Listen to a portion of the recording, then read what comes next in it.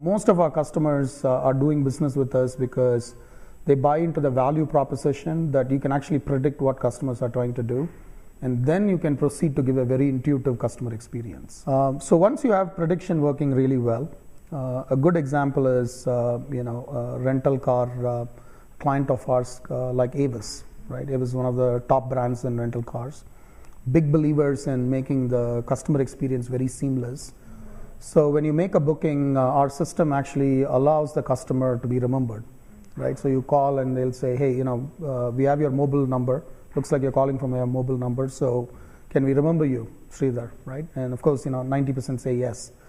After that, when you call, the system will automatically recognize, if you have an active reservation. So it'll say, hey, Sridhar, nice to have you back. Would you like to change your reservation or make a new one, right? If it's hours within the travel, it knows what kind of questions you'll ask. If you've returned the car and call within a couple of hours, we know you've left something in the car. That's why you're calling, right? Now, when I tell the story, it's fairly obvious, right? But that's not how companies think about service, right?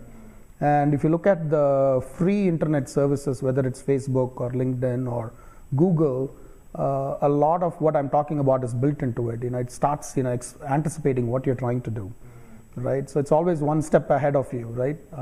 And that's what is missing, right? Even a simple thing in Google search, as you start typing, throws it up. But it actually takes into the account of all your past history, right? So over a period of time, systems become smarter, and that's the same principle we are applying.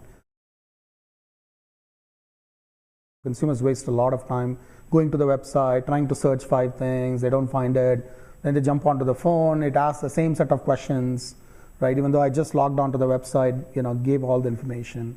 And in the meanwhile, in Facebook, you just go and it tells you, hey, did you know this guy who studied with you?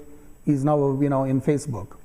So, why can't the bank do that to you, right? Why can't they remember that your payment is due today? They have your mobile number, why can't they send you a text, right? So, and that's kind of what we're trying to do, using technology, using big data, and then using actual people in a very seamless way so that you create an outstanding experience. What they do is they use existing technologies that was invented by someone else and then help companies implement that, right? So they're basically a systems integrator and the BPO attached to it, right?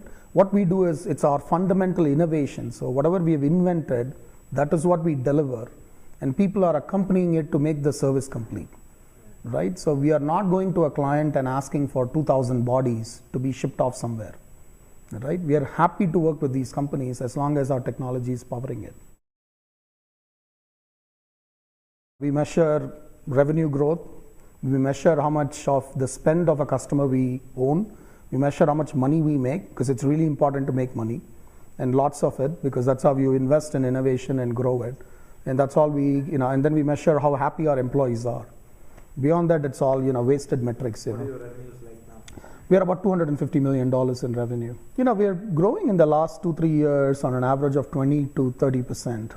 That's our average, and we expect that to continue.